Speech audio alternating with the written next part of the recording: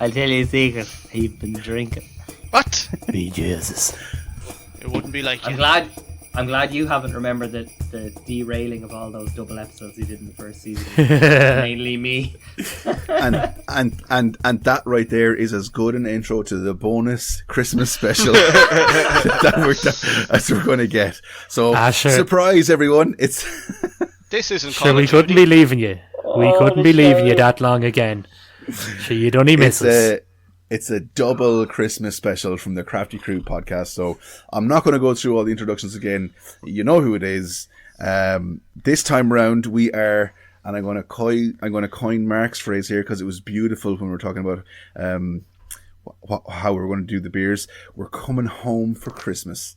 So we're coming back with 2 Irish beers from 2 Irish breweries for the second episode. But we'll get into those in a while. Nally? So it's, like you're saying there, King, it's part 2 of the Christmas episode. So just for most listeners, generally when we do these, we have 2 beers as we're going along, and that's it. And we're all happy out and everything's great.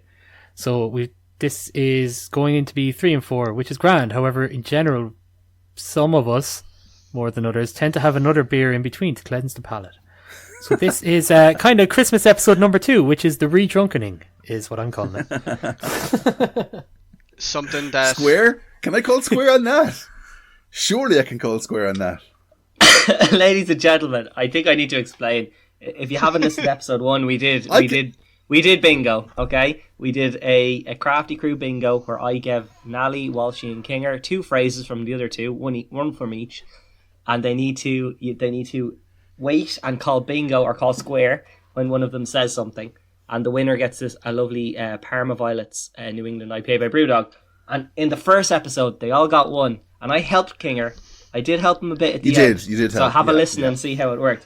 But Kinger just got his second square. A mere seconds into the second episode. And Kinger, you got it on Nally, didn't you? And what was that square? A deliberate pun.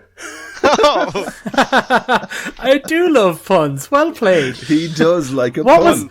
What was the one we thought we had in the first episode? So that you tried I can't remember, but I know I was reaching. You made a joke. Yeah. It was. Yeah, it wasn't. It was the Michael Jackson thing. Yes, I think so. Yeah. I have a question. Yeah. I feel like my second one for Kinger, he probably did like twice, and anytime I went initially to listen out for it, I'm like, oh no, shit, he's at the end of talking now. Did he say it? Damn it. I will just say this. For both your square for Kinger and Nally's square for Kinger, he has said the phrase minus one word probably about 8 or 10 times. Right. It's been killing me, so it has. Cause you have Kinger, you have like one word away from getting them, and multiple times. So close. People. So for everyone listening, we were doing this in the first episode. I mean, surely to God, you've just continued on and listened to the rest of it because we're class, apparently. Says no one but me. But yeah, there's been so many times where, like in the first episode when we were recording this over Discord, Kinger was watching me and Mark, and there was a point where he was like, I don't trust you. Why are you two laughing and smiling away to each other? It's because you were one word off saying your bingo, and I could not help but burst my whole laughing at it. Yeah. So congratulations to Kinger. He wins the Brewdog Parma Violets New England IPA. But let's keep going, guys, because there are no more prizes, but who wants to be last? Okay, who wants to be the loser in bingo? That's it. So Walshy and Ali, let's keep paying attention. Right, so carrying on from the last episode, boys, I'll throw out another little Christmas beer, little joyous nugget there. This one's a little bit stranger, kind of. So, as we know, I'm a big fan of Belgian beers. One of my favourite styles, Trappist beers, Belgian Abbey ales, love them, they're really good. A lot of Belgian breweries around Christmas bring out a special beer for Christmas, they're Christmas ales. And it's a pretty common thing. Now, I know a lot of breweries do it all over the place now, like Irish breweries, everyone does it, like we have some today. Hope do their winter seasonal. There's a lot of breweries that kind of do it, but Belgian beers Belgian breweries were some of the first places to have it. It kind of started in Belgium, calling things Christmas ales. So what happened was, back in the late 1800s, 1890s, kind of 1900s, the Belgians' beer was not very good. It was all low ABV and it wasn't great, apparently. Apart from obviously the Trappist beers, but they weren't really selling them on to too many people. They were the monks' stash, so you'd get the offshoots of whatever the monks were having. But what happened was, the normal breweries, they weren't great. So what they did was they'd import beer from over in England and Scotland and that. Scotch ales, they were called. They were kind of heavier, more malt and higher ABV and kind of just more flavourful beers. And they'd import them into Belgium. And they'd always, they'd start marketing them as Christmas ales because they were... They start marketing them as Christmas ales because they were... I'm sorry, Nelly. Kinger just turned off the lights in his room and stuck a lamp under his head, and it genuinely looks like the fucking zombie man is coming to eat you. God. I'm sorry. I'm trying to fix my camera. Sorry. So so around 1900 then, Belgian beer was always weaker and blah blah blah. So what they did was they were importing all that beer, and the Belgians loved it. They lapped that shit up. They loved all that imported beer because it was higher ABV. It was just really good. So what happened then is, when the brewers start, it doesn't take long for a company, if you're trying to make money, it doesn't take you long to copy something that's a huge success. So what they did was, instead of all the importers making all of that money, that good cash, what they did was the brewers over there start making their own versions of these higher beers, and they'd release them all kind of around Christmas time. So they had, higher ABVs, there was more spices in them, kind of more flavours in them, cardamom, different cinnamon, different flavours and stuff like that. And they start just marketing them as Christmas ales or Christmas beers. So that's, and a lot of those brewers now are, the Abbey ales. The Trappists have a lot of their own. I think Chimay has their own one that they bring out every year. But a lot of those breweries and stuff like that, that's where their Christmas ale came from, was, that's just Scottish beer being brought across, Scottish and English beer. So once again, as the Scots are known to do, they have invented another thing that saved the world. After the telephone, the television, penicillin, Tar McAdam, Scott McTominay. Boo. I was going to give you Andy Robertson until you booed. Now you may go and shite. Walshy, that's a little bit of history there about some Christmas ales. Just, sometimes we put out some information that people might actually think is useful. Generally, it is, until I'm talking, and it's full of shite. But what's your wonderful Walshy's sleigh bells ring? Are you listening? In the lane, snow is glistening. It's now time, a beautiful sight, to take a stroll. We're happy tonight, down Walshy's, walking in a Walshy wonderland. I feel uncomfortable. It's Walshy's Winter Wonderland, ladies and gentlemen, where Walshy takes us on a journey through parts known and unknown, through facts true and false, for 30 to 35 seconds and uses. Take it away, Walshy. It's like the Twilight Zone, but weirder. I would like to probably start off by saying I feel very uncomfortable after that. I felt like you just, did things to my ear that I'm not happy about. Oh, Jesus. Right, so if you had listened to part 1, as you should, there was a Christmas theme there. From the beginning to the end, we got a full circle. In this one, not so much. I'm making this about me. Because that was the quickest thing I came up with. As we all know, I am known as Walshy, but spoiler, my full name is actually Paul Walsh. And a famous... His PPSN number. We have a famous Paul Walsh, besides myself, obviously, was a footballer who used to play with Niall Quinn in the 94 season with Man City. Niall Quinn played for Ireland with Shay Given, who is from Donegal, which brings us to Kinnegar. Kinnegar was founded in 2011. In 2011, the Rubber Bandits won Best Irish Act at the Entertainment.ie Awards. Rubber Bandits are from Limerick, which brings us to Treaty City. Treaty City was founded in 2014. In 2014, in the World Cup final, Germany played Argentina. In that Argentina team, Higuain was born in 1987, the same year as me, Paul Walsh was born.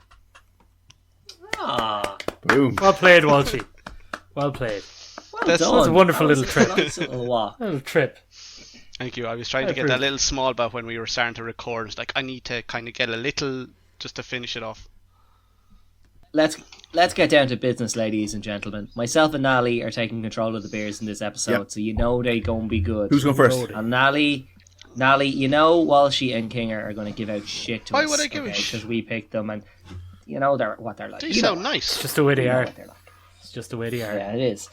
But we are coming home for Christmas. Okay, so we had a Canadian and a Danish brewery, because everyone knows like half of Ireland is in Canada right now, and the other half they're in Denmark or somewhere that way, I suppose. But maybe 8,000 miles past it in Australia. One of them lads. But some of them might stop at Denmark on the way home. I don't know how Qantas flights work, but yeah. So basically, we're back home with Treaty City in Limerick and Kinnegar in Donegal, two of the stellar breweries we've had in season 2 on our trip around the country in our 32 counties of beer. Yeah, Savage Bjorn. These, you know, Treaty City's Savage Bjorn, that's right, Walshy stood out as a really fantastic Because beer. of And titties.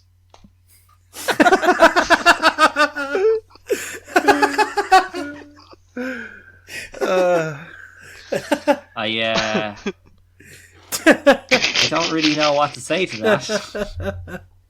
I suppose because of titties. Thanks, No Walshy. matter. Thanks for that. I'm the only one that's single out of the four of us, by the way, just to throw that out there. Kinnegar was Rust Bucket, wasn't it?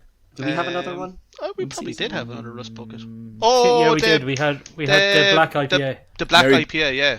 Yeah. Can't remember what Bucket it's and called. Spade, wasn't it? Black Bucket. Black No, Bucket, Bucket yeah. and Spade is a Black- rye. Black Bucket, Black yeah, Bucket, that's yeah. the one. Yeah, so Kinnegar has been well represented on this podcast. We've had their Black Bucket, Black IPA, and their Rust Bucket, Rye IPA on the podcast, and both of them have been very good beers that we've been very happy with. So, you know, let's make it a trifecta and get them in for a third time, and hopefully they live up to expectations, the high expectations they have set for themselves. Both of those beers that Mark has mentioned, we established that the animal on the front is actually a dragon.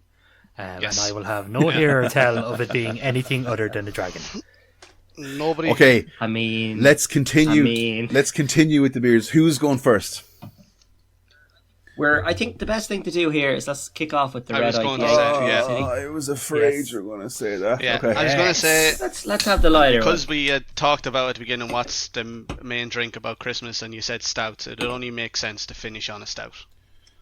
Okay, then crack Yeah. open Treaty City's out of office. Yeah, like Sorry, you'll we have are to right speak now. up. I'm wearing a towel. So this was my choice for everybody. Massive fan of Treaty City. I've had since we've had Savage Pure. I've had a number of their beers. Not been disappointed. I'm really looking forward to this. The out of office, you know, I just love it. Like I work like partly office based, so you know I do have to set up those emails every now and then, and it's a nice little nod to it. The can is their typical artwork. Loads of envelopes flying around. The little Outlook envelope with, you know, the number of emails you have unread in the corner. And if you look at the back of the can, they always have something cheeky to say, which is lovely. They go, "Thank you for your query. We are currently out of office and will contact you when we return. Hadn't seen that. In case of emergency, treat I this didn't beer." even very cop good. that. Which That's is very lovely. good. 100%. The other massive, yeah.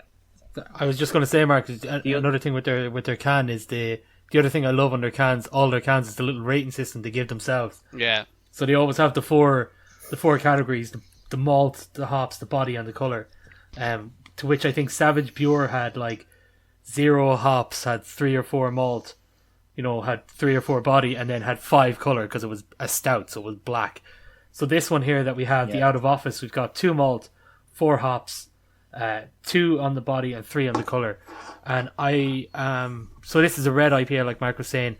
I always, when I first pour out a red IPA, just by the looks of them alone, I'm always thinking of an Irish red ale. Like it's always what's in my head. So when you see the back of this can and you see that the malt is way less than the hops, in my head I'm like, but it can't be. It's a red ale. The malt is more forward than the hops in a red ale. And then you look again, you see it's the red IPA. And when you take a smell of it, you get that IPA straight away. So you do. Bang of it, The don't you? hops are Yeah. just very forward in it. So they are. Yeah. But then when you look at the colour, Nally, you know, it's a real Smithwick's looking thing, isn't it? Tell me that's not Smithwick's. Yeah. It's got a nice, juicy, creamy head on it, but and really good carbonation by the looks of it. And I would say at 5.4%, this is quite an alcoholic red ale. I know it's an IPA, so I suppose that kicks into the IPA range. But it looks like a red ale, smells like an IPA. 5.4 actually. I'm probably wrong. It's probably fine, isn't it? That's probably expected. Yeah, I suppose it's because it's the IPA, not so much just the red ale. It's the higher percentage that you're expecting. Whereas normal red ales, you're hitting about 4% or something. The only one that always gets me, like the red ale we had on the podcast that was unbelievable, was the Red Noir by Yellow Belly, which is unbelievable. Great beer if anyone can get it again. This smells class. I am a big fan of the smell of this, especially after coming from the 2 sours tonight. I like sours. They're fine. They're all well and good. But a Christmas episode, just this nice kind of... It's a bit more malty than a normal IPA. And the kind of smell that's coming through is really just kind of homely. Like, I mean, you were saying it, Mark and Kinger. You said we're coming back home with these ones because they're two Irish breweries. This one makes me feel like I want to... Not in a bad way, but... I'm happy to sit in front of a fire and have a few cans of this. Like, just from the smell, I haven't tried it yet, but just from the smell, it is that homely smell as opposed to double raspberry strawberry cheesecake and that god awful smoothie beer that I will not be happy about. They are lucky it's Christmas. And as we've all stated, and you were talking about this beer being coming home for Christmas. After these, I will be getting a taxi home for Christmas. Taxi home from your bedroom to the bathroom to the bedroom. At home, Walshy? I actually go home for Christmas, like to the parents, which is still only like a 5-minute walk. But you know, I know you were saying that your ones look very carbonated. Mine actually, on the contrary, looks like extremely flat. I don't have any kind of carbonation in my glass at all. The head was there at the start. It's kind of gone a bit now.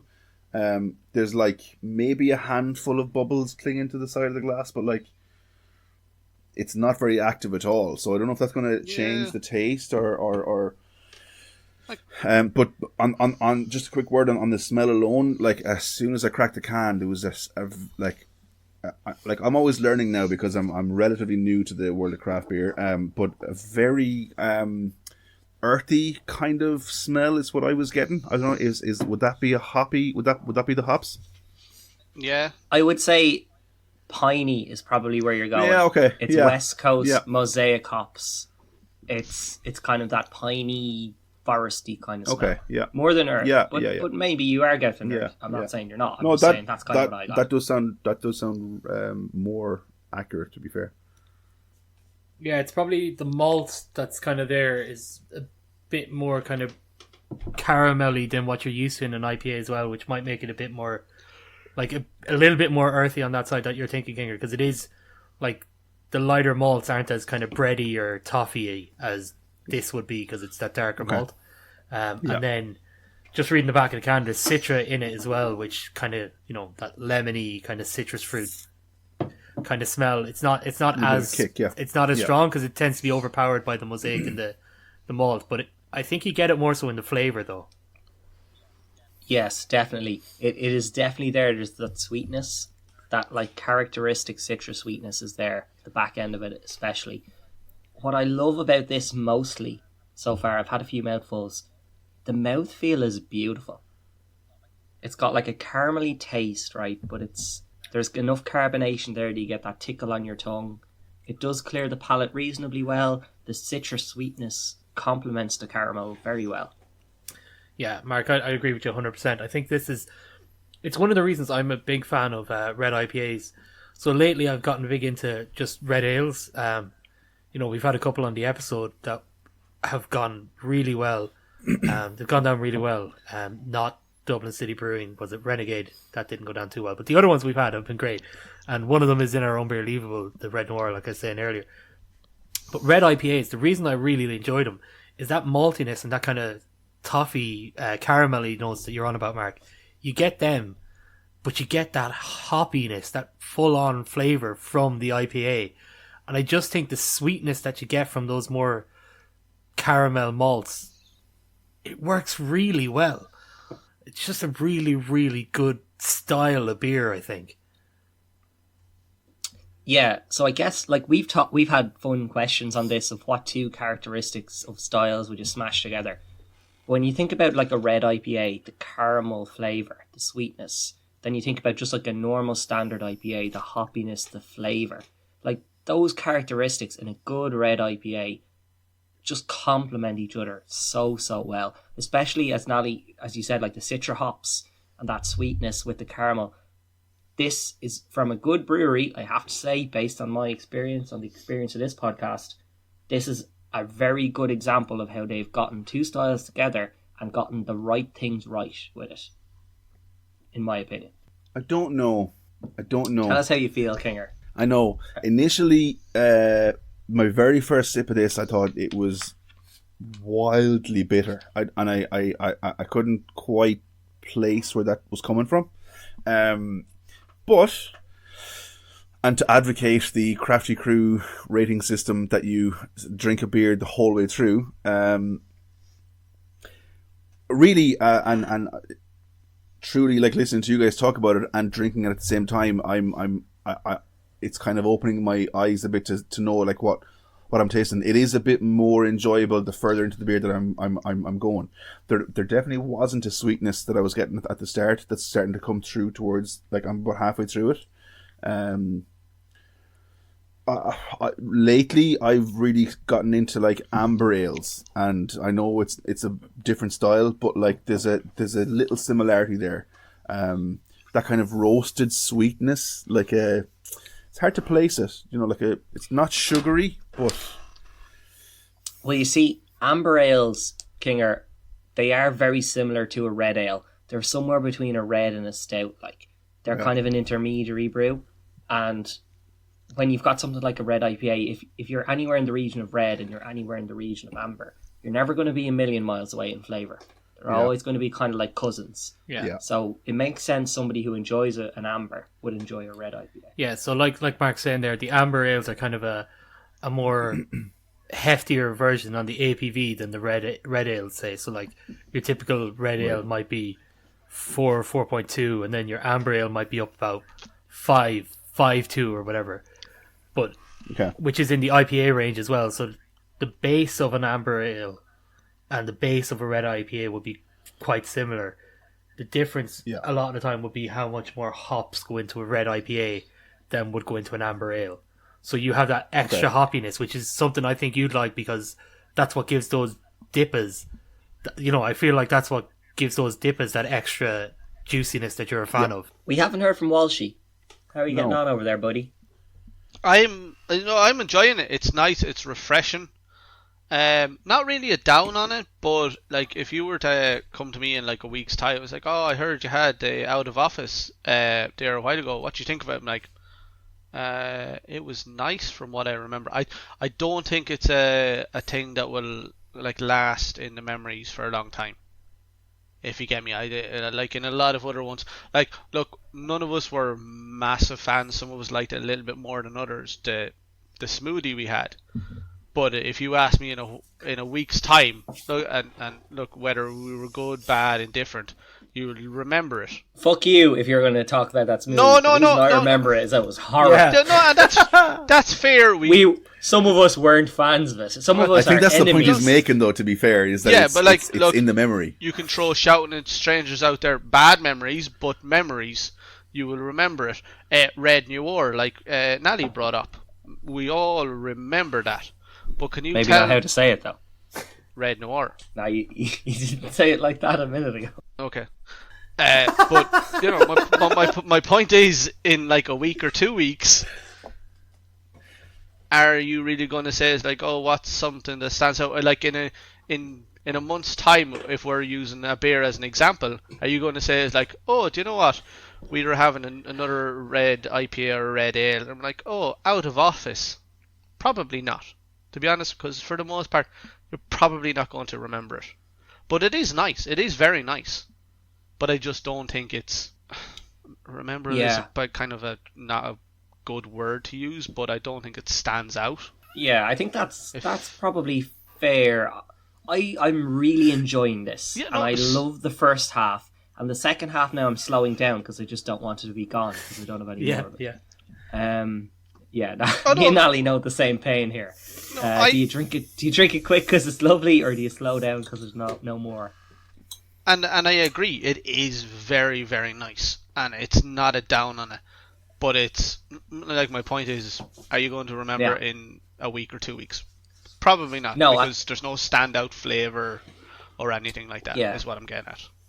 And it's a fair point. Like, to me, there is some standout flavors there, but you got to be thinking, like, is this red IPA? Somebody says to us, like, let's be honest, we're on a craft beer podcast where we've covered every county in the country and we've covered every style almost every style. And at this stage, we've probably hit pretty much everything. We even had a mountain IPA last year, I think. So we did, which is pretty new. We did. Yeah. So like we're pretty much hitting everything. So like if this is one of the things somebody says to you, give me a good red IPA. What is a red IPA? What would I go for? And you know what? We've got that Red Noir from Yellow Belly, which the one thing I'll say when we're comparing this to that is that Yellow Belly do call it out as a dark red ale. That they've gone on the roasted side a bit more. It's a bit darker. I think this is probably more a traditional red ale or red IPA. And to be honest with you, I do really enjoy it, and I am struggling to think of something that I could say to somebody, oh, have this other one, you know? I think one point, and you said it and it just kind of brought back, I think this would be, because the Red Noir is, like you said, a dark red, and it's a bit more heavier tasting. Maybe this one would be a good, try this if you like this, then go to Red Noir, instead of just jumping straight to that, because it's a bit of a jump. If you were like, oh, do you know what, I like this, it's like, oh well, okay, this is a little similar but it's heftier, maybe go your drink that you usually drink, go to Out of Office, and then jump across, kind of as a middleman kind of thing. This Out of Office and the Red Noir being a kind of in between. I know we were all kind of comparing it to Red Noir, but like you were saying as well, Red Noir is a dark red ale. It's a red ale. It's supposed to be that malty, heavier flavour. This is an IPA that happens to have a bit more malt in it. It's an IPA first with extra malt in it, as opposed to being the red ale with more hops in it kind of thing, you know? I think that the red ale with more hops in it kind of is more towards the amber ale type of job, whereas this is more IPA first with a bit more malt in it. Yeah, and I'm a massive amber ale fan. I think I've talked about Firsty Ferret multiple times in this podcast. One of my favourite beers at all.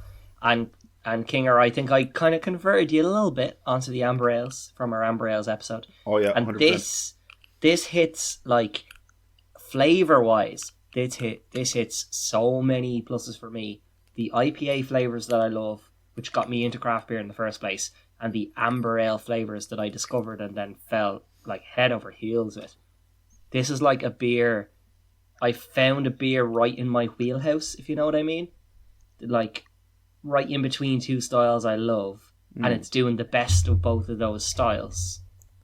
That's kind of where I'm landing with that. I know that's a bit positive to be giving feedback on, but Walshy, give us some negatives. No, I kind of have a question, and it kind of blends it too. So I think it's either Rust Bucket or Bucket and Spade. I'm not sure which one it is, but this one is a red IPA. But then I've seen ones that are like rye ales or rye IPAs. Yeah, what's the difference between a red and a rye? So a rye is a grain you use in brewing. So most of the malt that's used in brewing is barley, which is the grain that's used for brewing. Rye is just another kind of grain that's used, and if you add rye in to a beer, it gives it kind of that spicy kind of note in the background.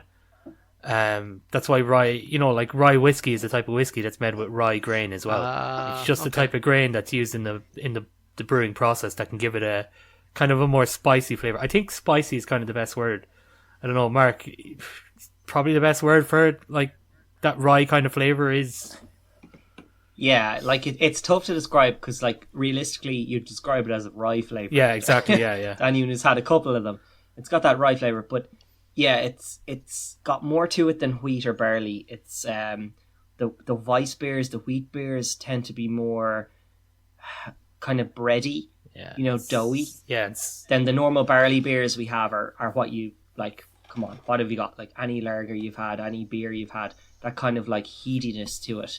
And a rye is kind of almost like an off heatiness, like bread that started to kind of sour a little bit, and it's got that through a beer. But when you take it through a beer, it becomes a kind of a flavor in itself. Like, it's tough to describe. Yeah, like rye is what it is. Like it's tough to describe if you haven't had one. But they're nice. Like they are definitely lovely. Solid, yeah.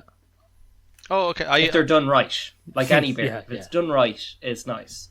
I wouldn't mind. The only reason I asked is because I actually thought they were nearly the exact same, just little tweaks, but they seem to be a lot more different than I thought. Yeah, like rye is just a grain. It's just an ingredient you could put into any kind of beer. Like, I mean, I probably wouldn't put it into, I don't know, maybe not in a stout. I don't know if that rye flavor would work great in a stout, but someone try it. Send me a beer. I want to try it, but I don't know if it would be great, but. Yeah, you can throw it into most any other kind of beer. It's just a different kind of flavor. That's all. Oh, okay. Yeah. Okay. Mark, you chose this beer, so do you want to remind everyone of the Crafty Crew rating system? Yeah. So we start off bottom of the barrel, Wylam, shouting at strangers. Shout out to Newcastle, the town that should be written off every fucking map in existence. Yep. With unbearable. Like unbearable, but it's unbearable. Square? Oh no, that's only for me. Sorry, my bad. Your beer is unbearable, right, Wylam? Then we go booze. Let me hear it. Booze. Then we go just beer. # Christmas episode 1. Wee. Shout out to what you as a listener might be thinking is a week ago when you listen to it, but for us it's about 45 minutes ago. When we were way more sober than we are now. Then we have Brewtiful, for those brews that you're just like, hey, you're Brewtiful. I would love to chat you up and take you home at 1 o'clock in the nightclub. And then we have Unbeerleavable, for those absolutely stellar, off the top shelf, absolutely brilliant beers that you would like shove a funnel down your mate's throat and pour it down until they told you they loved it. Okay? That's what you do with those Unbeerleavable ones. So that's where we are now. And I'm not going to kick it off because it's my beer. Nally, do you want to throw us? I'll go for it. Put us on the railroad tracks? I'll jump in first on this one. And I will tell you, for me, this is a beautiful beer straight out the bat. I think it's really nice. The carbonation is really good because it's not overly carbonated, so it doesn't wipe away that malty flavour at the back end. The hops are really clear and really, they're really up front. It gives it that really good IPA taste as well. The smell you get from it with the hops is really, really, really nice. With a small bit of like caramel in the background from the malt. The mouthfeel is great. It's not overly carbonated, like I said, but there's definitely enough there to keep it clean. Top to finish, it didn't change very much for me. I thought it was a very consistent beer the whole way through, which is huge. I like sometimes, okay, maybe with some stouts or something that are, a lot of adjuncts, it might be nice as it warms up to get those different flavors, but in an IPA, I want it to be consistent the whole way through. And this smashed that, so it did. It really was consistent the whole way through, which I really enjoy. I think maybe Walshy's point is what's keeping it away from the Unbeerleavable for me. I think it's something that if I see it again, I'm 100% going to go get it. I really enjoyed it and I think it's class. And if I can get that, I'll get it again. However, someone asks me in 3 weeks' time, what's a red IPA you'd recommend? I'm probably not going to think of it off the top of my head, which I think is where Walshy's point is very valid. It's not class leading beer. It's not the one that's going to stand out and it's going to be my recommendation for this style, is on this. Really close to it. I just don't think if you ask me in 3 or 4 weeks, I'm not going to remember the name of it. And that's the only thing that's bringing it down from the Unbeerleavable. That's it. It's unbelievable. It's absolutely beautiful, and it's right up there. It's just not unbelievable. Yeah, so I'm going to get my opinion out there because I think it's going to be the minority in this, but I think it's unbelievable. For all the reasons you talked about, Nally, the lovely flavours, the beautiful hop aroma. This, like, I'm probably a bit biased because it's like two of my favourite styles smashed together, and they've done the best of each. So I admit that there's probably a bit of bias here. But yeah, like the one thing I will say, like I know you're saying you might not stand out and might not be your recommendation of this style. To me, it would be, because this is a quintessential red IPA. You've got maltiness in it, surprisingly, because I don't think I'm not sure, King or Walshy, what you're expecting. Myself and you, Nally, we weren't expecting that much maltiness out of that, I don't think. No, definitely maltier than expected, like, which I was a fan of, to be fair. I like that in a beer. Yeah, and I'm a malty fan. I'm a malty man, like I'm a salty man. They all rhyme and they're all true. But it really comes together. It really comes together well with the sweetness and the caramel flavours and the hop aroma. They've chosen their hops well. You know, sometimes you can go too piney, or maybe they go too soft and the malt would overpower it. I think they've just chosen well, and it's going to be unbelievable for me. I know you said, like, from one thing Walshy said, that it wouldn't be something that stands out and that you'd recommend to somebody in a few weeks. But another thing Walshy said was that this is a gateway to something like Red Noir. Okay? And I'm like, well, you know what? Red Noir is not really a style. It's kind of a pseudo style. And if the gateway was this is the style. This is the red IPA style. You've got Stout, you've got red IPA.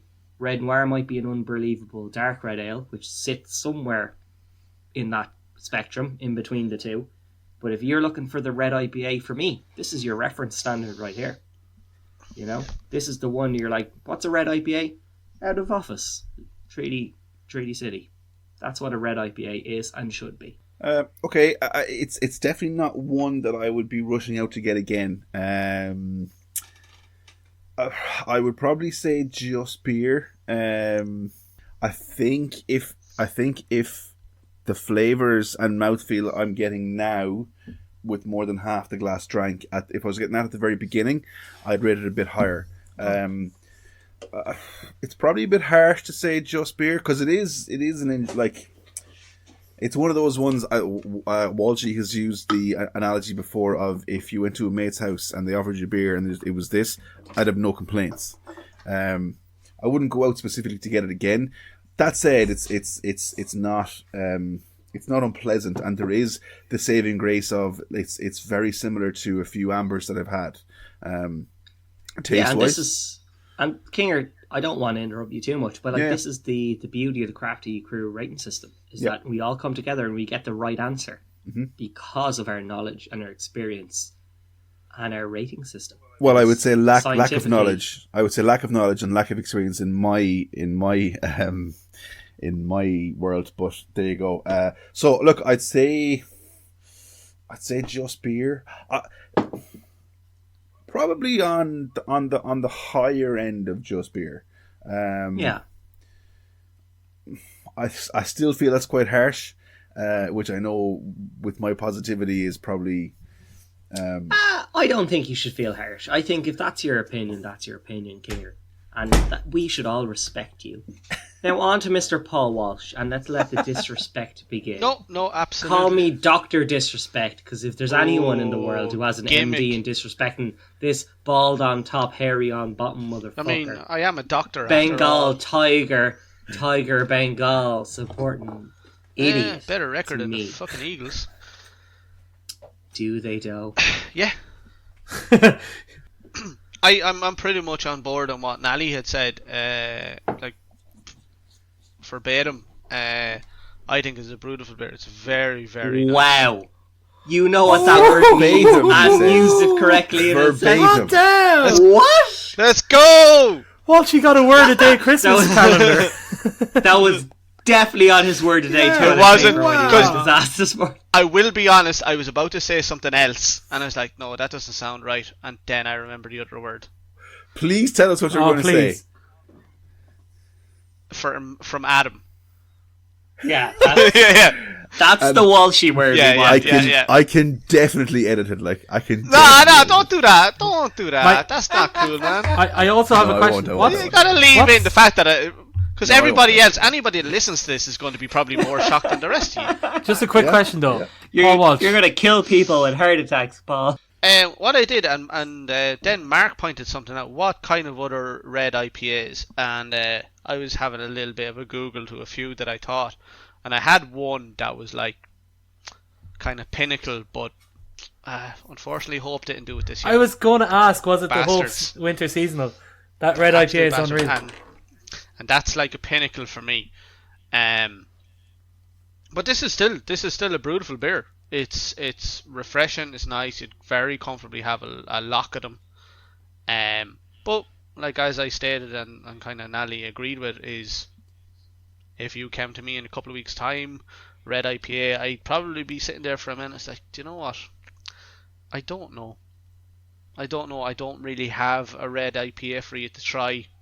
Yeah. There's no names that stands out, and then maybe if I went through like my Untapped, or it's like, I had that one. Here, look, there's a red IPA. Couldn't tell you what it was like. Try that one and sure, see what happens, kind of thing. Yeah. But that's no badness on the actual beer itself. But there's no standout features or anything like that. But that's not bad either, because some people we've had it that try too much and it just doesn't work out. Yeah. And there is the handful that try a bit and like absolutely nail it. So, do you know what I mean? Not to say that they were playing it safe, but it says red IPA. They did a red IPA, so you can't really argue with that. Yeah. So a solid, and it's a beautiful, a beautiful beer. Get your shit together. You know? Yeah. So I'll wrap up the outro for that. So that's a beautiful from Treaty City, for their out of office IPA, their red IPA, underperforming by their usual standards, which is saying something about this brewery. And I can only say this, and this is my own personal opinion, not that of the podcast. But anybody out there, if you're in your local off license and you're wondering what to buy, if you see that lovely little Treaty City brewery logo, you pick that up, no matter what it is. You will not be disappointed. I think Mark, I think we can jump that in there as a podcast recommendation. I don't think anyone would be disappointed if we throw that out as a podcast recommendation. Treaty City are a good brewery. They make good beer, and as we said, if you make good beer, you're good people. Okay, guys, I've got a little game for us after that lovely Treaty City beer. And we'll all need a peace treaty when we're done with this, because I'm sure you're going to be at each other's throats. Zing! Ooh, baby. Ha ha! What you think about that, Kinger? Nally's was better. Okay. Yeah. Well, let's move on then swiftly. So, it's a game of Who Am I? So, for anyone who doesn't know Who Am I? So, I'm going to read out 5 facts, starting very vague, getting very specific towards the end. And it's up to you guys to shout in when you think you know the answer. So shout your own name, and then you got to give the answer of the person you think it is within 5 seconds. These are all famous people that you will know. You all know them, guaranteed. The one thing I'll say is, I'm not dealing with any of this. Oh, no, oh, my name. Oh, I think maybe it might be if I think about it. No, Shout your name, you give the answer straight away. If you get it wrong, you're out, and it's the other people left. So there's no second go, third go, fourth go. You get one go at this. Okay. So shout your name and can I ask say one the quick name. question? Yes. For argument's sake, if I shout my name and get it wrong, Nally shouts his name, gets it wrong, does Walshy get the point by default? No, Walshy still doesn't get it right. But Walshy can listen to all 5 facts. I was getting excited there for a minute. That's okay. Yeah. That's fine. Okay, cool. So the idea kind of is like the more facts you listen to, the more likely it is somebody else knows it as well. Yeah. So you have to judge who I think I know who it is versus other people will know. Okay. Yeah. How many do you have? So are we all clear? I have 5. 5. Okay. Okay. So I'm going to start on this side of this page. Okay. Are we ready to go? Yeah. Okay. So shout your own name when you think you have an answer. I was born in England in 1957. Even though I was born in England, I'm a very famous Your own name. Irish singer.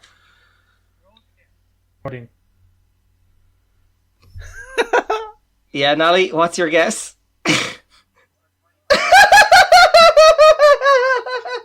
Nally has rang Mark mid-podcast, mid-answer, to buy himself more time. What? Can I just say? No, can I just say? So, for all our lovely listeners, Nally's audio and visual cut out during that. I got a phone call from him, and he screams down the phone at me. My answer is Shane McGowan. I have no audio or visual. Nally, 1 point to you. It is Shane McGowan. I call shenanigans. I don't like this one bit. No, I am no. I am not a cheater. Here are the next 3 clues. Look. I don't care. That is not on. That question a shambles. This already a shambles. This Kinger, quiz. do you know what it is? An absolute shambles. It's all these long-haired people. All these long-haired people are in cahoots. All right, Baldy, shut up now. No, honest to God, he screamed Shane McGowan down the phone as soon as I answered. You all froze for me, so I don't know what was going on. Nally, can you hear us? Give us a thumbs up. We can't hear you. Yes, so, who am I? Number 2, everybody. Are we all ready? Ooh. Yes. Okay, here we go. I was born in 1976 in California. I play an American sport. I hold many records. Nally. Yeah? Aaron Rodgers? No. Oh, of course it's not. Should be. I know who it is. Shit. I hold many records at my position. Kinger.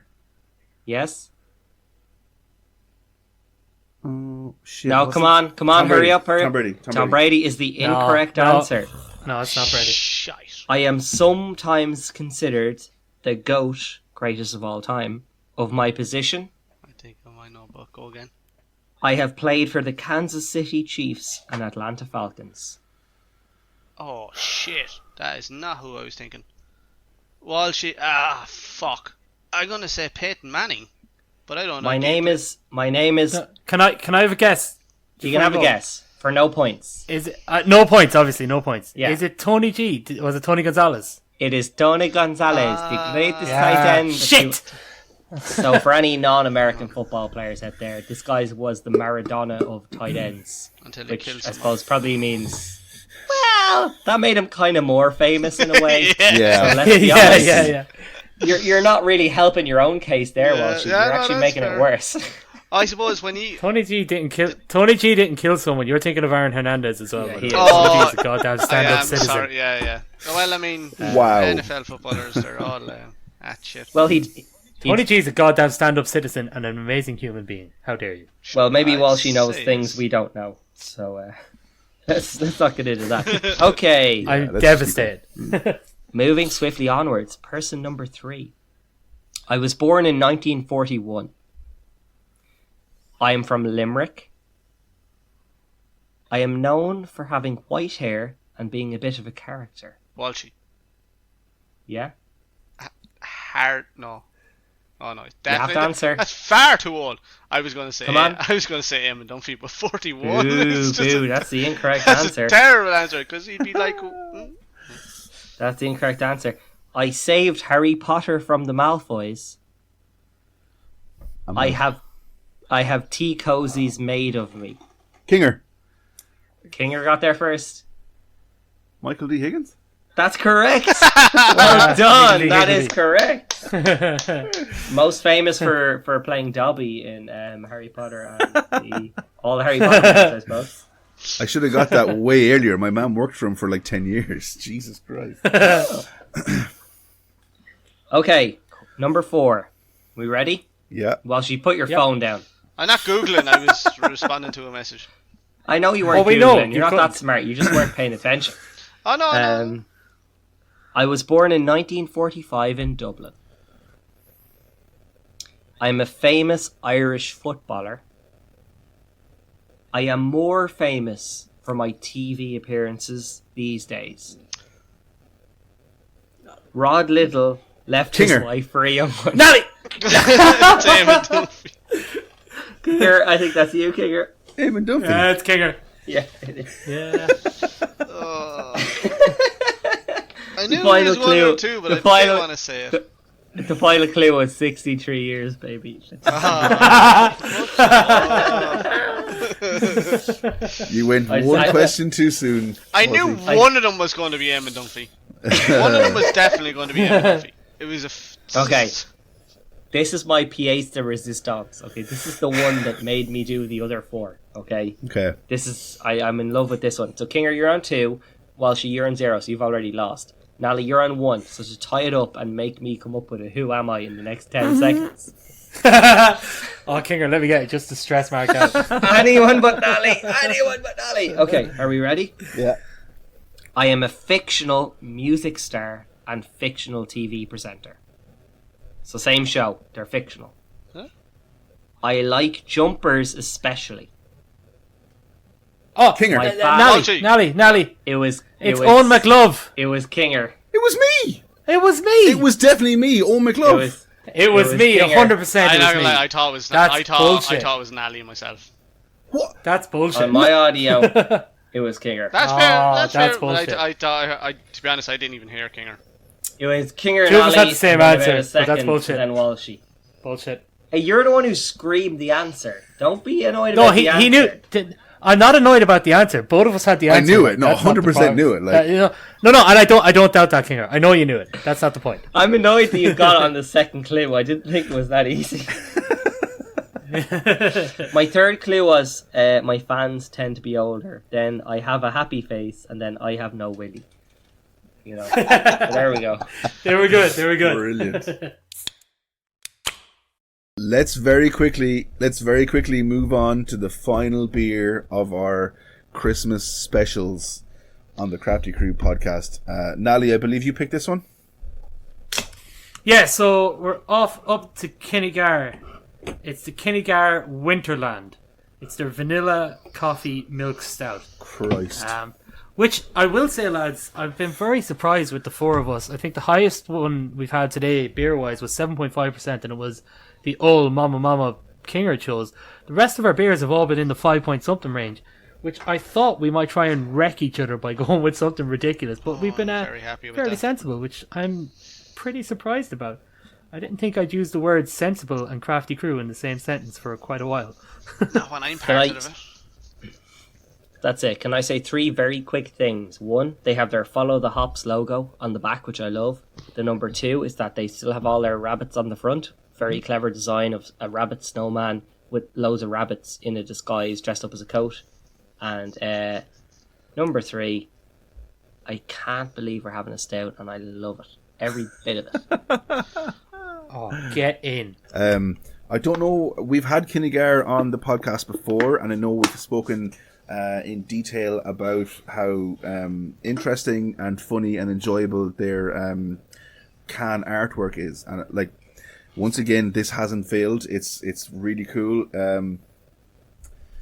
I didn't notice this before, and I'm not sure if we said it before, so I want to say it now. Right at the very bottom of the can, they say, Kinnegarland is illustrated by the inimitable, I can't say that word, Dermot Flynn. So it has his website there, the artist that did the artwork for this, which something that we've said before about a different brewery, and I can't remember what it was, where they Yellow Belly. Okay, yeah, Yellow Belly. I love when they give props to the artist who designs the stuff, the labels for their cans, because this one, like, Kinnegar is one of those ones where as soon as you see the artwork on the shelf, you know it's Kinnegar. There's no denying it, like, you know. Yeah, and the inimitable Dermot Flynn here. We called him out in our the first time we called out Kinnegar. Oh, we here. did we? We talked, Good. Okay, cool. We called out Dermot, and his artwork is very unique. The reason there's rabbits on it is that they talk about the rabbits and hares on Kinnegar Beach, which is just beside them. But there's nothing quite like a brewery that owns a style. There's not many of them. Yeah. It's class. Like, when I think about Ireland, I actually do think about Treaty City, to be honest. They kind of got their own style. but it's not as strong as Kinniger. It's not as strong as Hope. It's not as strong as like Lineman. It's not as strong as, you know, Wicklow Wolf with that lovely wolf embossed cans. You know, there's some absolute stunners out there. And I think Kinniger, not only do they have stunning artwork, they have always backed it up on this podcast. I think 2 breweries, just to add to your list there, Mark, real quick, was Yellow Belly, which not only have amazing artwork, they produce a comic from their artwork as well, which is really cool. Absolutely. Yeah. And then the other one that we called out as well last time when we had them on the podcast was Boundary Brewing, who have that kind of surrealist, modernist kind of thing. I'm pretty sure we called out the artist on that one as well. They have the artist named on the beer, who is John Robinson. Actually, I remember that. Actually, yeah, I do remember that. I had a Boundary Brewing can nearby, so I was able to check. But yeah, so it is, Kinger, 100% agree with you. It is a nice thing when the breweries go out of their way to give the artist credit where due. Love it. Yeah. So yeah, definitely up there. As we said, it's Winterland. It's a vanilla coffee milk stout, which I am just thrilled about, to be honest with you. Just very quickly from the side of the can, it's a seasonal special that offers something deep, rich and exotic to light up the cold, dark nights. This winter, we hope you enjoy our vanilla coffee milk stout, featuring coffee from our classy neighbourhood roastery, New Kid. We piloted this style as number 15 in Brewers at Play series, and you asked for more. So, it smells of coffee straight off the bat. There's no denying that. Yeah, it does. But do you know that coffee smell it's got? It's like a lovely, like, vanilla-y, mocha-y. Mocha is what's coming to my head. It's got such a chocolatey goodness off of it. The vanilla is coming through in that lovely little tiny sharp sweetness you get.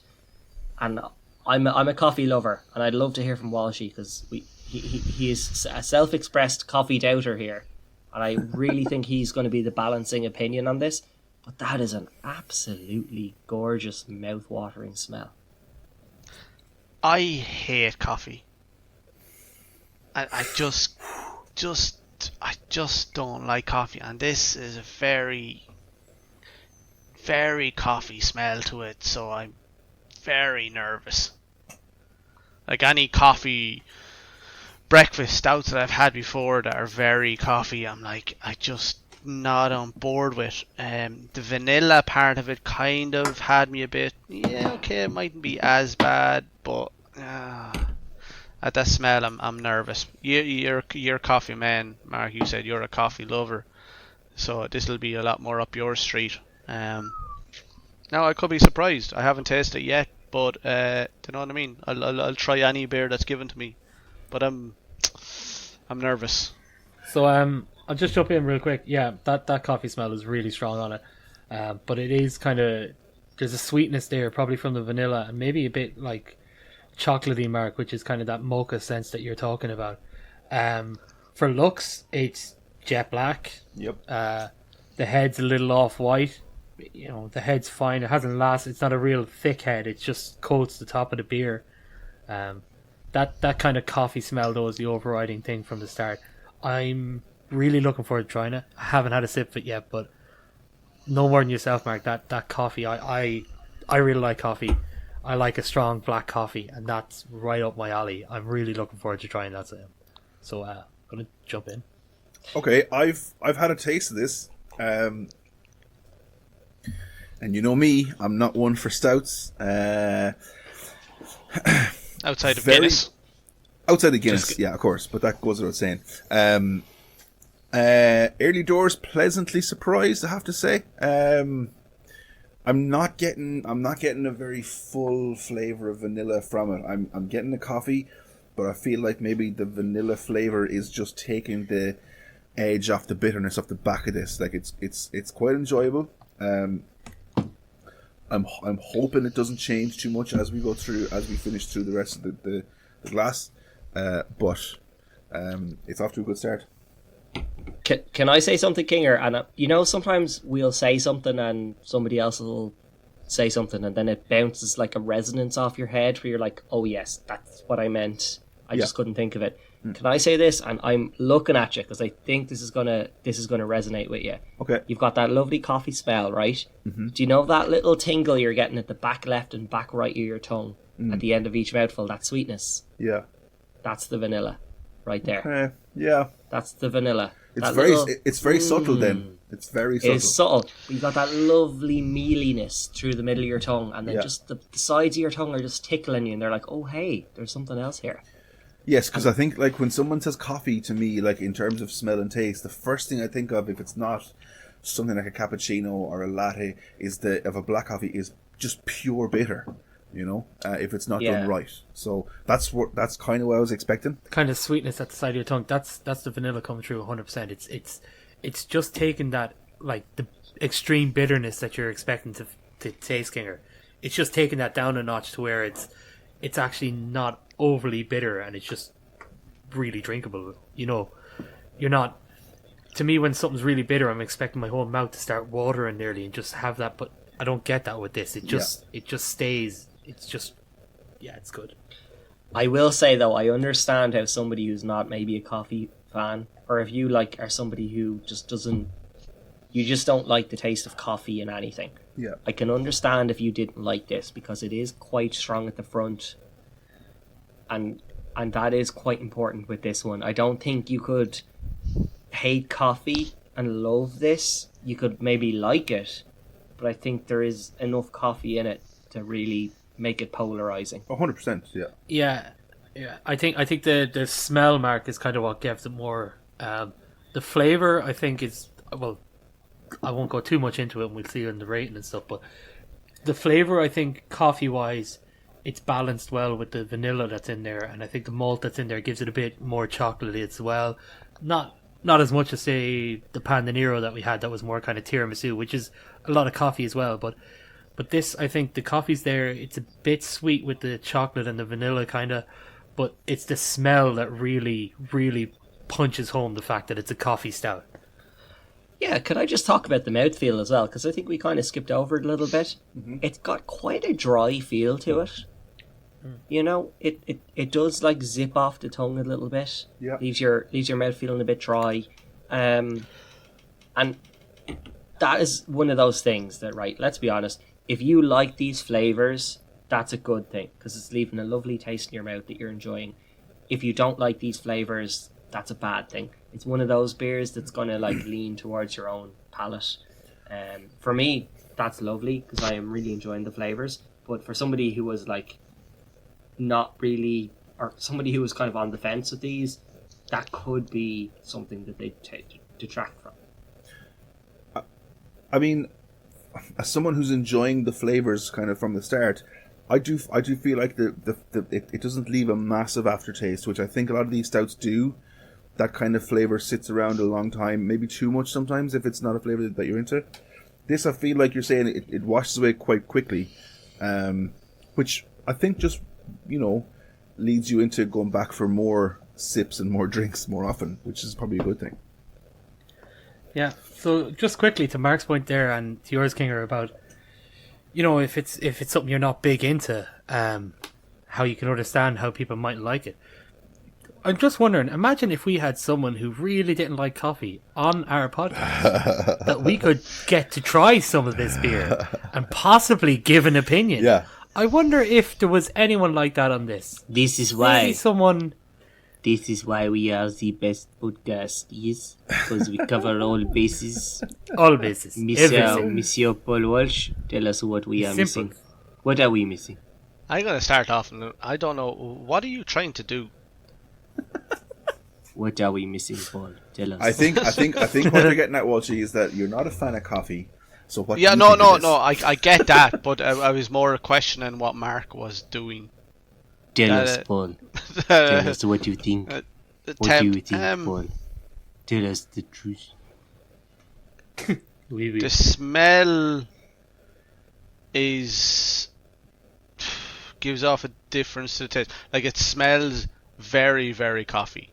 The taste is coffee, but not exceptionally. It's a bit muted, right? It's muted. Yeah. I mean, it's still there, and I think it's still the main focus, but it's not like it's colossal. Like, it's not just like you're pelted with coffee. Like, I do enjoy it. It's quite nice, but there's still coffee there, and I'm not loving that. Okay. But I am enjoying it. I'll drink it all happily. Like, if it was, I've had stouts before that are full blown coffee. I'm like, lads, I can't do it. It's just not for me. It's nice. It's enough coffee. I'm not really getting any vanilla, to be honest. Maybe like that thing that you were saying to Kinger there, to Backtongue. I'm not getting that. Maybe I'm just so focused on the coffee part that it's kind of overshadowing everything else. Okay. Maybe it was the fact that I had it set up in my head that I was like, I'm expecting it to be just pure, like an absolute just coffee overhaul, and it's not. That it's making me feel a little bit, oh, okay, it's not that bad. It's nice. Would I get it again? Like, would I go out and buy it myself? Probably not, but I'm probably not going to go out and buy any coffee stout, because it just wouldn't make sense for me. It's not bad, it's not great, but there's nothing wrong with it. I will say, just to talk to the fact, we've kind of overlooked it so far, it is a milk stout and there is lactose in it, and that does lend itself to a creamy kind of finish. Got a little bit of carbonation at the front, but overall I would say this is a pretty creamy stout. Natalie, what do you think? Yeah, 100%. I was just going to say that this might be the first time we've had more than one beer with lactose in it. 3 of the beers we've had this evening had lactose in it, which is kind of a difference for us. 100%. It's very creamy. It's very smooth mouthfeel. Even though it's got that little bit of carbonation. I know, Kinger, you're not a big fan of carbonation in stouts some of the time, but I think this does it right. I don't think it's gone over the top and kind of killed it with carbonation. No, I think it works for it. Like, it works for it. Yeah, I think it helps because there's so much flavour there at the front that carbonation helps to clear the palate kind of quick, so you're not stuck with an overpowering coffee espresso kind of flavour in your mouth. Yeah. You kind of get that punch of it at the start, but it clears away quick enough that it's enjoyable. Yeah. I enjoyed that tingle on your tongue you get, kind of across your tongue. Yeah. As it like dances off of it, and then you get this lovely kind of smoothness towards the end of the drink. Where do you guys land on this one with its kind of sessionability? Like, is it one that you would have a few times in a night? Is it one that you would kind of start with or build up to? Or it's a really good question. So for me, this is one that I feel like I could stay on most of the night on this. I think it's really, really enjoyable. I know, man, it seems weird, but I think it's really enjoyable. I like that kind of coffee kick. I think most of the night, maybe, if I'm drinking stouts, I'm going to stay on stouts for most of the night anyway. But I feel like maybe this as my main drink for the evening, with maybe 1 or 2 different stouts to throw in a bit of a mix. And I'd be happy out, though. I think that's a really clean, really refreshing for a stout, but the carbonation is just enough there. I think it's quite a good beer, especially in winter, man. This is the kind of thing I love for winter. Yeah. It's that full-bodied stout that you just get in and you're just like, this with a nice Irish stew. It's it's not exactly like it's not got that, like, look, don't get me wrong, I love IPAs, love them, love that real hop bomb, that real full forward fruity flavour. But in the winter, man, there's nothing better than just a big thick, malty, coffee, chocolate heartache. Yeah, a heartwarming stout. Fuck you and your heartache. My favourite pub, and Natalie, I'm just backing you up on this, but my favourite pub is a place called the Man of War Inn, and it's like hundreds of years old, whatever, but it's a real old man pub. And the lounge is lovely, and they've done it up real well. There for meals and stuff. But the bar is literally a bar, 2 random tables off to the side, a pool table, and 2 awful toilets. And this is a stout. This is a stout That where I'm sounds like, beautiful. what the most unbelievable Saturday I could have is sit at that bar, turn on the fucking Champions League final on RTE2 or something. I'll have a burger and chips, please. I'll eat that. I'll have 5 or 6 of these and have a few games of pool and stumble home blackout drunk. Yeah. This is an Drink responsibly, kids. No, don't drink responsibly. Drink to moderation and then go a little bit more, and that's what we need to do. Sure, it's Christmas. Exactly. This is a stout that I feel I could have beyond that point of moderation. I feel I could have 6 or 7 of these, and you know what? Like, it's a slow burner. You're not going to be swamping them. You're going to be just enjoying it as it goes back, Tipping having away. a lovely time. Yeah. Tipping away at them, but you know what? You're going to be tipping away at them, but they're that nice that you're not going to be slow about drinking them. Yeah. You'd be tipping away a pint every half hour. Yeah. And then hey, you arrived at 9. It's 12 o'clock now. You've had 6 or 7 pints. You're smashed. Yeah. And you've had a lovely evening because they taste so delicious. Yeah, Well, see, 100%. So I think, yeah. I agree with everything Mark says. Kind What? of. Kind of. Kind of. Except for everything Mark said. Sitting in and as we all say, an old man's pub, watching a match, playing pool, a few pints of everything that's not this. Oh, I've only got into stouts in the last year-ish. No, I couldn't. And that's still not any badness on this.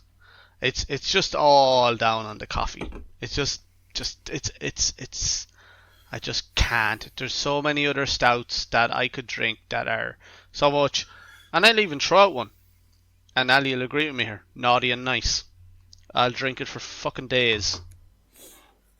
I'll sleep with it, like if I have to. But this, it's just, yeah, no, it's just the coffee, a personal preference, yourself. Coffee's just, it's not for me. I am enjoying this to an extent. The coffee is a bit much on my sake. It's still not bad. Like I like it. But there's a lot of other stouts I'd have above it. But that's solely on the coffee, and that's solely on the fact that I don't like coffee, which is just all down to personal preference. And we're all different, and that's why it works between the 4 of us. Exactly, and to be honest with you, Walshy, as we near the end of this drink, so I've got like barely any left in my glass here. Shout it up to the camera so you can see. The coffee taste, I'm not going to say it grows, but it definitely doesn't get weaker. it intensifies a bit.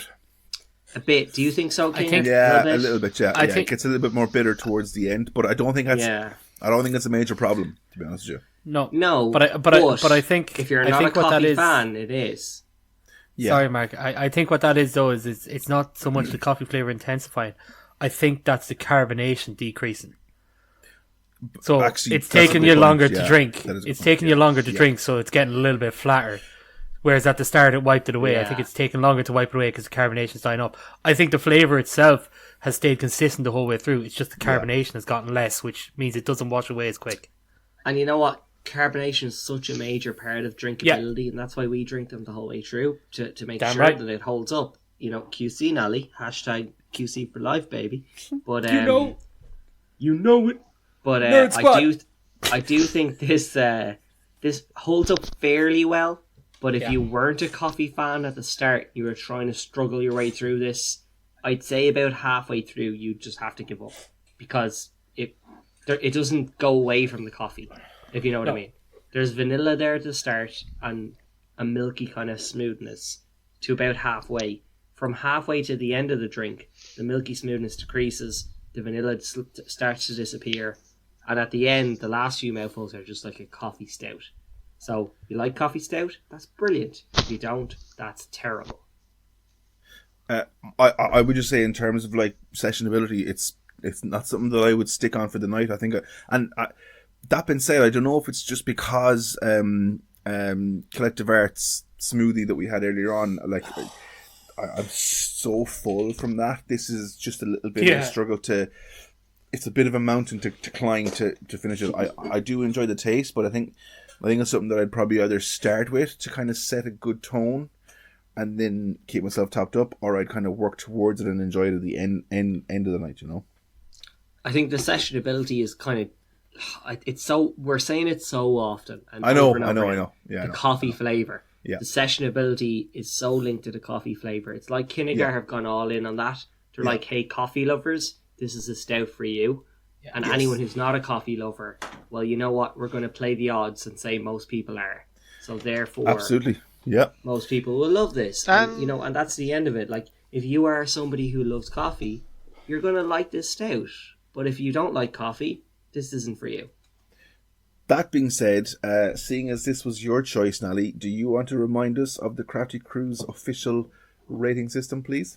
Yeah, can do, Kinger. I have that off the top of my head, no problem at all. 4 beers deep, plus the 2 palate cleansers I have.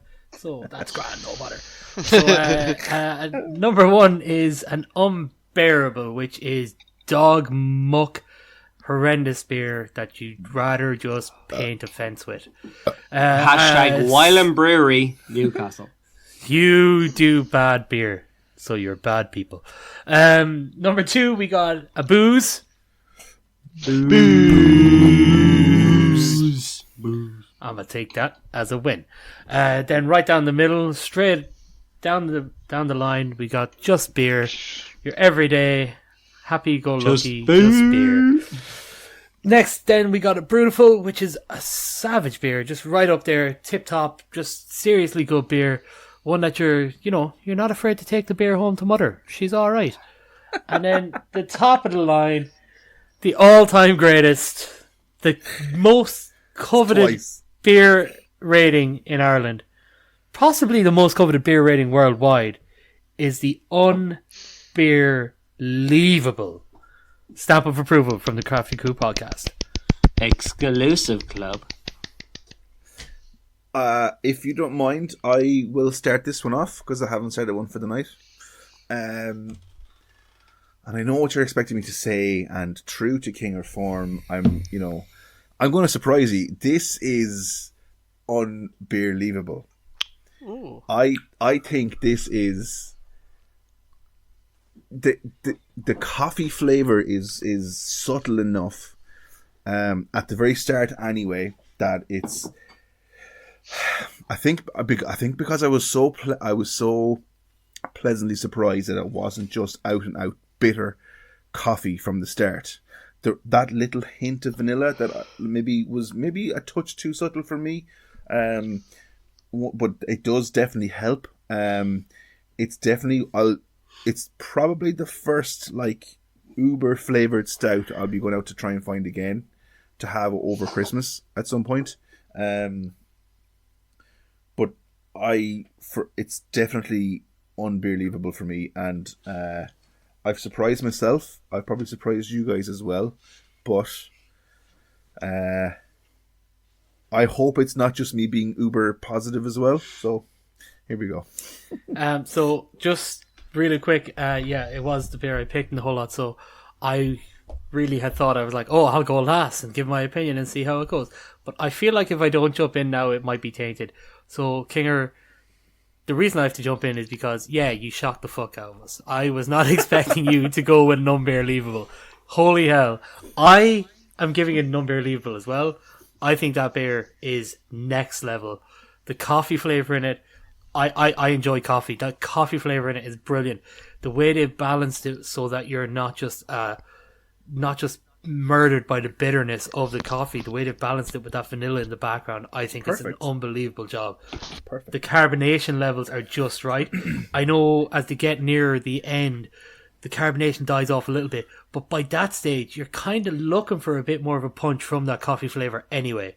So you're happy to have that little bit less carbonation to get that bit more coffee. I think it's just an unbelievable beer. I as Kinger said, if I'm going out and I'm going to try and find that to me is an unbeerleavable stout. Love it. I don't want to be the one that stands out at the end and they're like, "Oh, I'm gonna just bring it down on purpose." So you'll stand out in the middle. Yeah, a little bit. I'm not gonna bring it down. Massively. I'm not going to be anywhere near ye are. I enjoy it, but I don't like coffee, so nobody's expecting me to go fucking, unbelievable. To be honest, let's be honest. It's nice. I enjoy it. I was able to drink it all. Would I get it again? Probably not, because I don't like coffee, and it's very coffee. So I'm a just beer. It's nice. I enjoyed it, but will I get it again? Probably not. Not by my own. But like we've said in previous episodes about anything, if I went over to one of your houses and like, oh, this is all I have, and you gave it to me, it's like, yeah, I'll drink it, no problem. But yeah, okay. Yeah, no, just beer for me. I'll be honest with you, Kinger. I am feeling the pressure on this because I'm right on the fence, and there's a reason I kind of left myself to last here. Normally I'm one of the people I like getting in early. I like telling you what I think. I am torn on this one. I'm torn between the delicious, lovely coffee flavors that I like, and then realizing that there's probably 20-30% of the population out there who don't think that's a nice flavor at all, and would land with Walshy. And I don't know. I'm just trying to figure out where I stand with this thing. I think that's good though, because like I'm definitely, I know for a fact that I'm much more erratic when it comes to these things. Like I could drink this in 2 weeks' time and go, jeez, I don't know. It's actually not maybe as good as like I am more erratic like that, whereas you're a bit more grounded. So I think having the deciding vote, I think, is probably a good thing for you. We've done that before with drinks, and outside a podcast, I'm like, oh, we've had this, and then when you found out that we're having it during the podcast, like, oh, I can't wait, this is going to be class. And then we get it. It hasn't been quite the same. Yeah. Oh, yeah. Okay, that's kind of average. Yeah. Not to say that this is going to be average for you, Mark, but, and that kind of thing. Well, that's like a really fair point, that like the mood you find yourself in of a day can make a massive difference. Obviously. Oh, huge. But I'm just trying to look at the characteristics of the beer. Okay, so it's very coffee centered. Let's be honest. Absolutely. That's the main flavor through it. There's a vanilla sweetness that I get. I love that tickle at the back of my tongue. I love the coffee flavor. I'm a massive coffee fan. I do think the creaminess and the carbonation balance well. I do. I don't think there's anything you can take away from it there. And oh god, I'm right on that verge. I'm right on that line. And you know what? It's Christmas. It's Christmas. You don't see anything wrong with it, Mark. Do what you got to do. Do what you got to do. I'm right on that line between beautiful and unbelievable. And cause it's Christmas, happy Christmas, Kinegar Brewing. You're getting an unbelievable from Mark from the Crafty Crew podcast, giving you an unbelievable on the day. Unbelievable for Kinegar Brewing. You might have just crept over that line, but you know what? It doesn't matter. A rating is a rating with the Crafty Crew.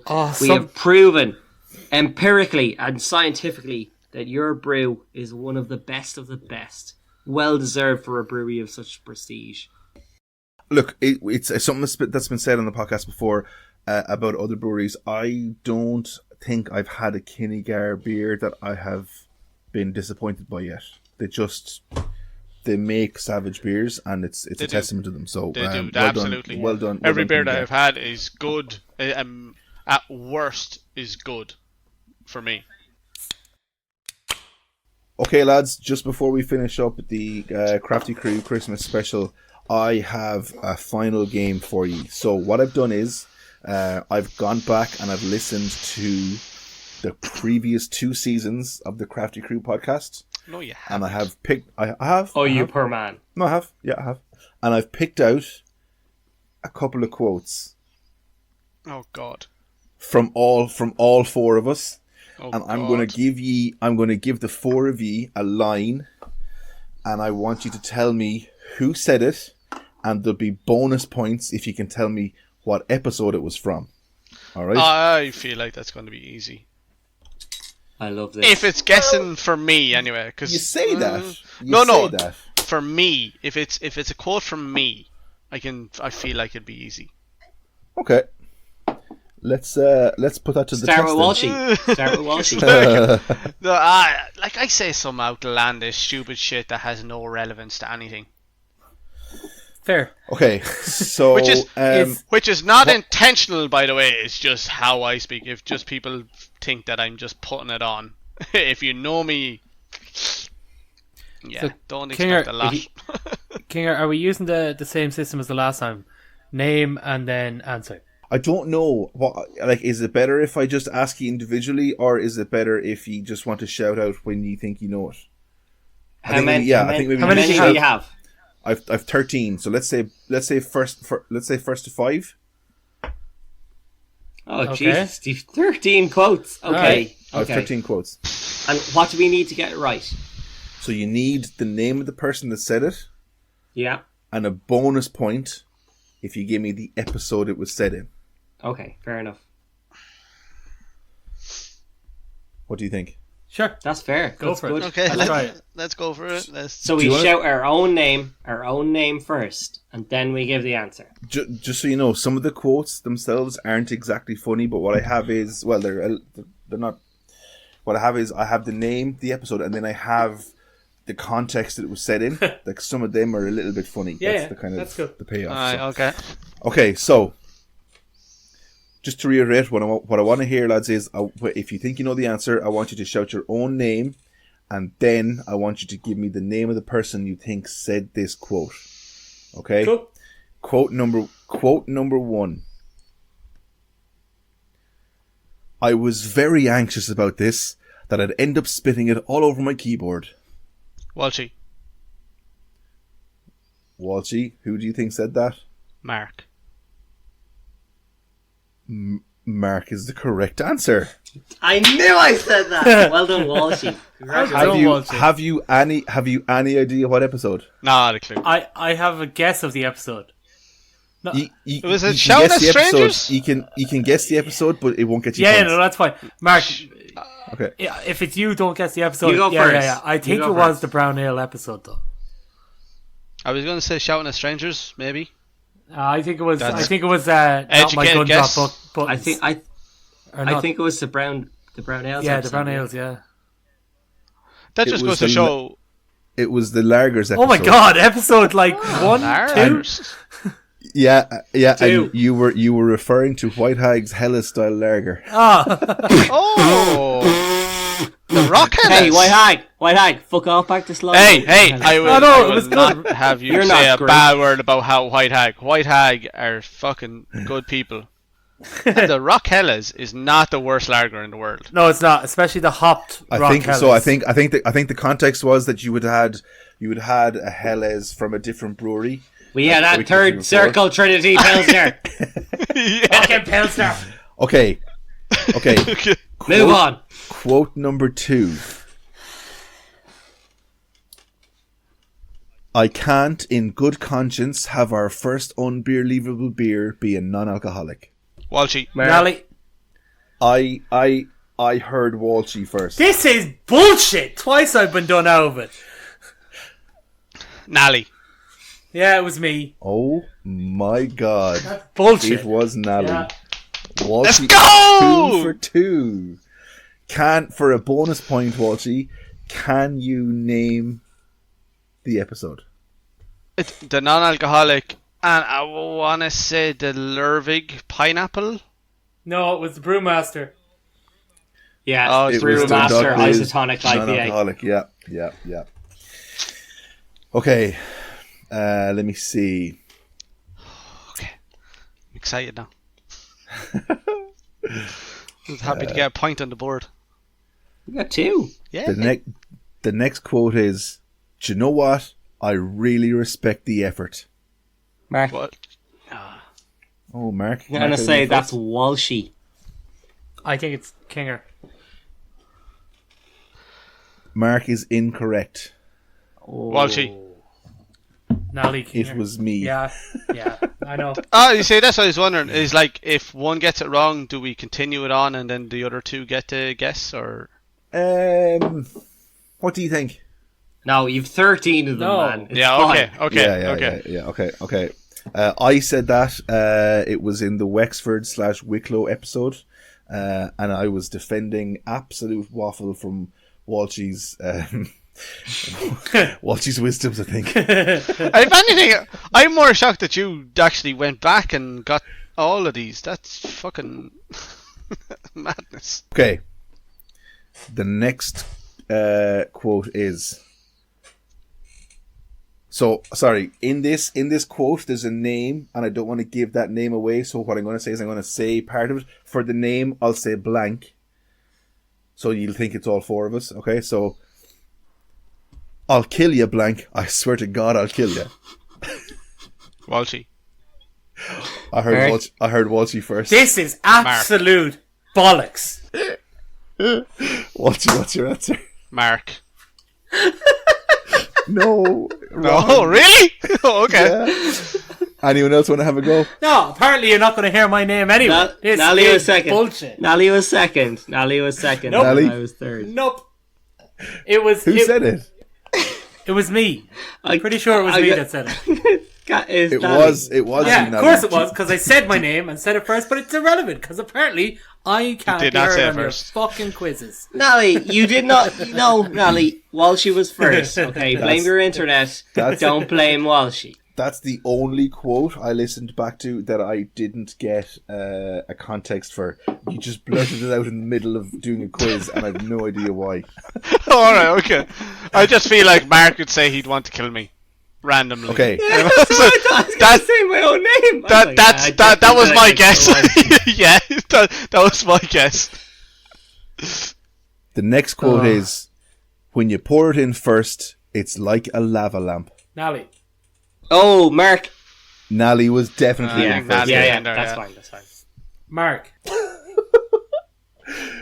Wrong. Oh well. Oh. I was going to say Nally. Yeah, I It was was thinking Nally. Nally as well, yeah. It was Nally. Oh, it was... I was thinking... Was it the Was it on our Trappist? Dippers episode? I thought it was the Trappist episode. No. Okay. It was, you were describing Sergeant Jimmy's Black Donkey Sergeant Jimmy in yes, our yes, Longford yes. Roscommon episode. Okay. Okay, so our next one is Guten Tag. Walshy. Walshy got in there first. Mark for a second. But obviously. Walshy. No, Incorrect. it wasn't. How is that not one of my hellos? Because you said hello in one of the foreign languages, and then both Mark and myself said hello in a foreign language after. I'm pretty sure that's what happened. But I I'm gonna also said say- Guten Tag in one episode as well, so I mean there's a little bit of crossover there. It's one of two people, and I'm going to say it was Nally. It was Mark. Yeah, I would have said Mark. It was myself, wasn't it? I think that this is where your introductions were born from, Walshy. It was in the Brown Ales episode, and it was Mark answering his introduction for like one of the first times. Okay. I've smelt this, and it smells like feet. Mark! Mark was first. Yeah, it's Mark, and it's Green Zebra from the Yeah. Sours episode. Yeah. It's Kinger. Nope. It's Kinger, and it's Green Zebra for the Star Wars episode. It's this Yeah. dude, and it's Oh! from the Sours episode. You know what? I'll take that. That's fair enough. Wow, Let's be honest. yeah. Ladies and gentlemen, never drink Green Zebra. Avoid that brewery at all costs. Kinger, tell him he's wrong. Tell him he's wrong. You're wrong, Mark. I'm sorry. You're wrong. Yeah. The next quote is, Don't I worry have about a newfound hatred for bottles. Walshy. Walshy was first. Walshy. Walshy is the right answer. Yeah. Yeah. Oh, I went off on a tyrant on that episode. Do you know what episode it was? It was a question from Mark. I honestly don't know. I can't remember what the question was, but my answer had nothing to do with the question, and I went off on me talking about how sending bottles or receiving bottles in the delivery was the worst thing ever. Like, I'm so impressed that you have that level of detail. But you What He episode? doesn't have the episode. He doesn't have the episode, so he doesn't get the extra point. It was the Leash and Kilkenny episode, and I it was discussing. fucking hate bottles. Mark had a question if thinking the bottled beer was fancier than a can. Yeah, think and it I came went from off Carla. on an absolute rant. Yeah, absolutely. Yeah. Well, it is. It is fancier, but anyway, The next quote is, there's so many quotes. "Fuck off! I've had a whole bottle of this shit, and it was piss." Mark, Mark, was that me? Was it? it was Mark.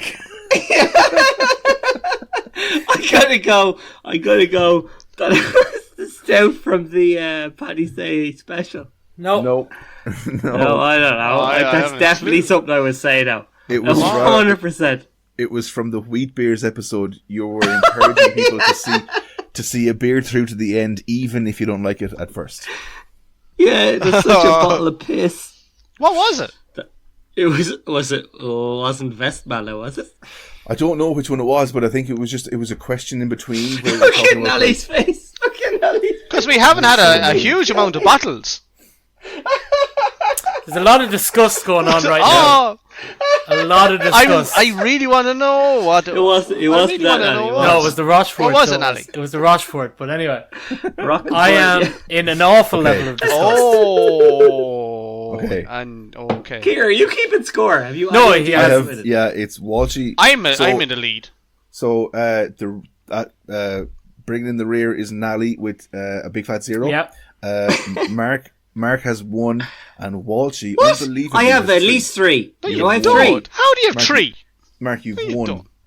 I promise you've won, and Walshy has 3. I also demand. I thought it was. I also demand a I VAR thought it was check like on this. 5-3-1 there. I also demand Okay, a VAR well, check. that's wrong, okay. But anyway. Here's a custom quote just for Mark and Nally. Go Obviously, fuck Walshy yourself, can is guess, it? as well. Niall King No, tonight. the quote- Christmas the quote is- episode. The quote is, "That's 2 first place losers." Nally.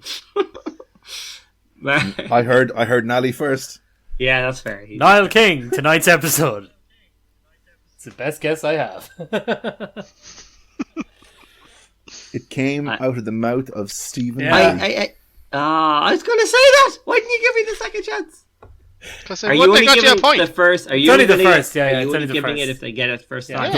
Yeah. Oh, well, that makes sense why the score is Okay. that way. Yeah. It came from the gluten-free episode. Ah.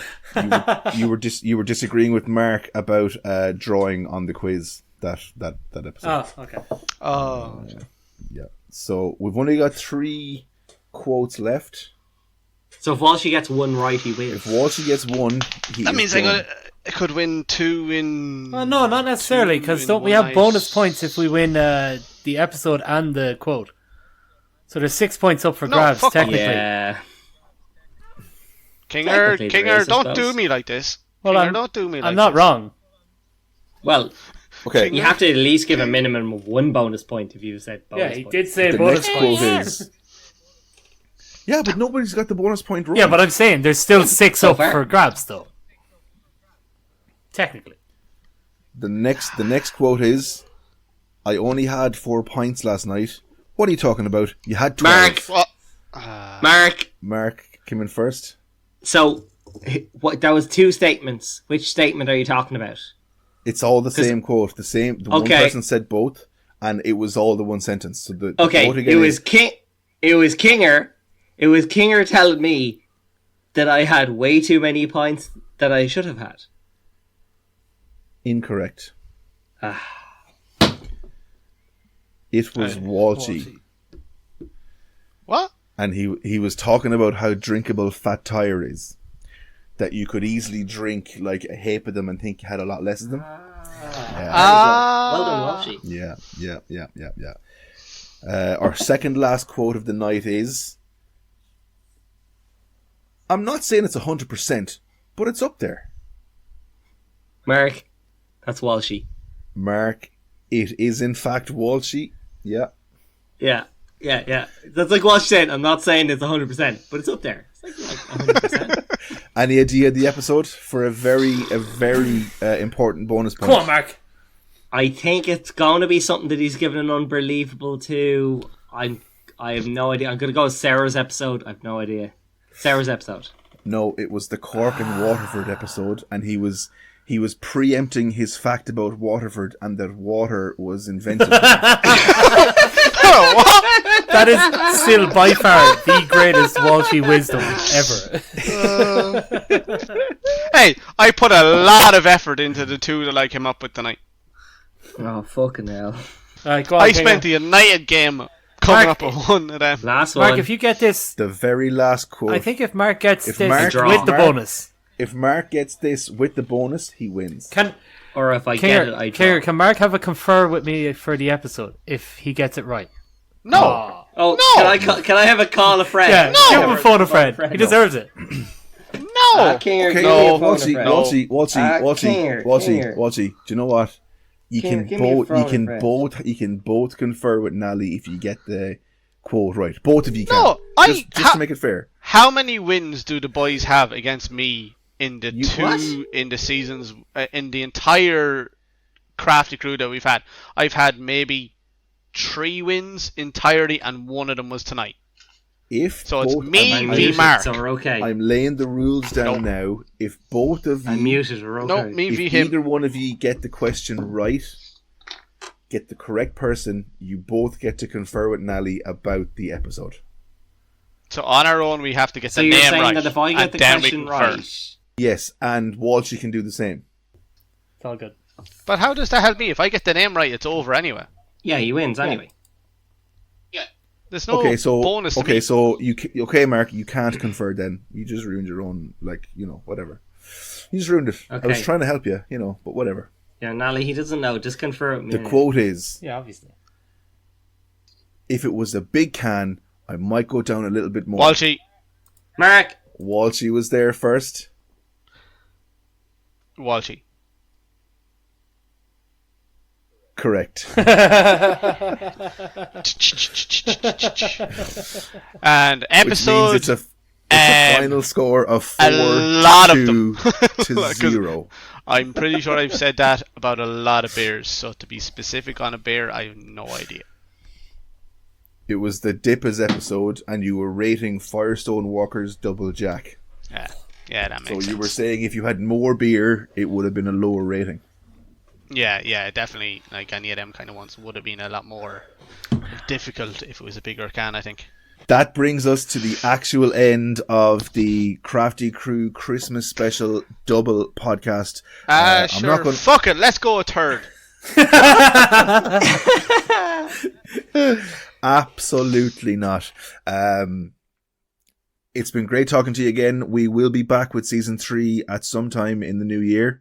But until then, it's a very happy Christmas and a very prosperous new year from all at the Crafty Crew podcast. From Nally. Good luck. From Walshy.